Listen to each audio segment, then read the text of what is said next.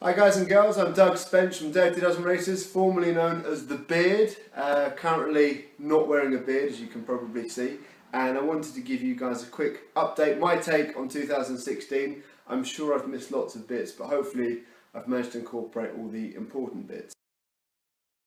So for me, the highs of this year was the fact that we helped more people who had never tried obstacle racing come to Dirty Dozen and get off their butts and try and do something about their health and fitness. We had more people do that than we've ever had before, which was just incredible.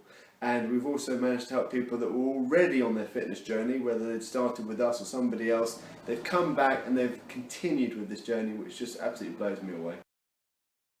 So the lows of 2016, and I think you guys probably appreciate that I'm pretty open and straight, and I'm more than willing to put my hand up when things don't go according to plan. And for me, the two big ones were the weather at Hull Park back in April. I mean, that really caught us out. That was unprecedented levels of rain. We'd never been to that venue before. We didn't appreciate or understand just how affected that would be by the wet weather. And so it affected the parking. It's hard work getting in, it's hard work getting out, and people got very cold out on the course. We obviously took measures. We had 5 tractors towing people in, which is quite a unique situation, but also 5 tractors towing people out, trying to get people home as quickly as possible. We also spent a lot of money getting a road sweep in that evening, going down the main road, trying to get all that mud off the road to make sure that that wasn't dangerous for other road users that evening. And we went through more full blankets that day than we'd normally expect to go through in a season. So hopefully you guys can see that that we try and obviously fix the situations. We try and preempt them as much as possible. We certainly learned from that one. But the great news about that is there's a really easy fix for 2017. Simply, all we've had to do is we've had to move from April to July. So it's 22nd of July. It's the height of the summer. That will ensure that parking is easy, and it will ensure that you guys don't get as cold out on the course. Hull Park has 180 ponds, 180. We went through 3. So you can imagine what I can do with a course like that with good weather. So I think it's fair to say that Barleylands was our weakest race of the year. It's convenient to get there from London, the management are really good, but it's not an interesting place to run around. When I chose it 3 years ago, I knew cock all about choosing venues. We were learning a lot, we're still learning now obviously. But with Lions Hall, what you're going to see is just a much more beautiful and picturesque place to run around. Your understanding for the contaminated water and having to close those obstacles was just unbelievable. Your kind words and support, your understanding appreciation was massive. I can't tell you how gutted I was that I had to do that. They're 3 of my favourite obstacles. They're all big, they're all hard. They're all close to Event Village. So it would have been just so good for the spectators to come and cheer you guys on. But we can't risk your well-being. There are more important things than a few obstacles in life, and you not being ill is one of them. But with Lions Hall, so Lions Hall's already been tested for next year, it's already passed. We will of course test it nearer the time to make sure nothing's crept in between now and then. And what I'll be doing this winter is working on backups should any water at any of our events fail a week before the race, to buy us enough time to come up with some alternatives.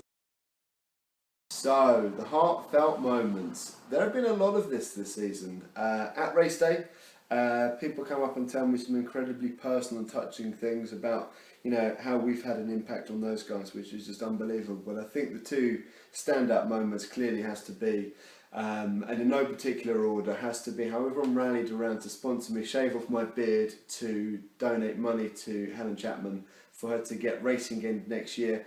She's having an operation which is changing the dynamics of her leg, meaning that her old prosthetics don't work. We're only £500 short now of the total that we need, so if you haven't sponsored and you'd like to, please follow the link to make a donation to get us to that £6,500. We're not responsible for all of it. Other races, other people have done incredible things. We've contributed a little bit, which we've really enjoyed being part of. The other heartfelt moment of the day clearly was turning DD red. That was just something that will stay with me for the rest of my life. Just how people got behind that and supported that in memory of little Hughie Pringle.